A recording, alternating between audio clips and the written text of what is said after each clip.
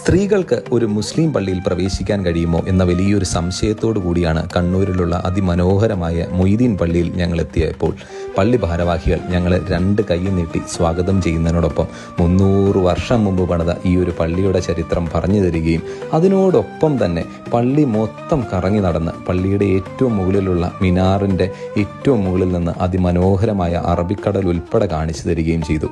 കുത്തനെയുള്ള പടികൾ കയറിയിറങ്ങിയിട്ടുള്ള ഒരു അറബിക് ഹെക്സഗണൽ കോൺടോപ്പ് ശൈലിയിലാണ് ഇതിൻ്റെ എൻറ്റയർ രൂപകൽപ്പന വരുന്നത്.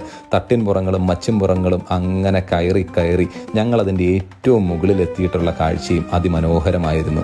18-ാം നൂറ്റാണ്ടിൽ നിർമ്മിച്ചിട്ടുള്ള ഈ ഒരു പള്ളിക്കകത്തുള്ള ഈ ഒരു ഊതുകുളമായിരുന്നു മറ്റൊരു വലിയ ഒരു വിസ്മയം എന്ന് പറയുന്നത്.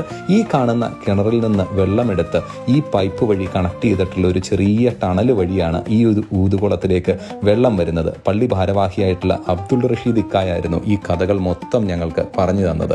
അങ്ങനെ അറക്കൽ രാജവംശകാലത്ത് മലബാർ ഇസ്ലാമിക് ആർക്കിടെക്ചർ ശൈലിയിലുള്ള ഈ ഒരു എൻറ്റയർ രൂപകൽപ്പന എന്ന് പറയുന്നത് ശില്പകലയുടെ ഒരു മികച്ച ഒരു ഉദാഹരണമാണ്.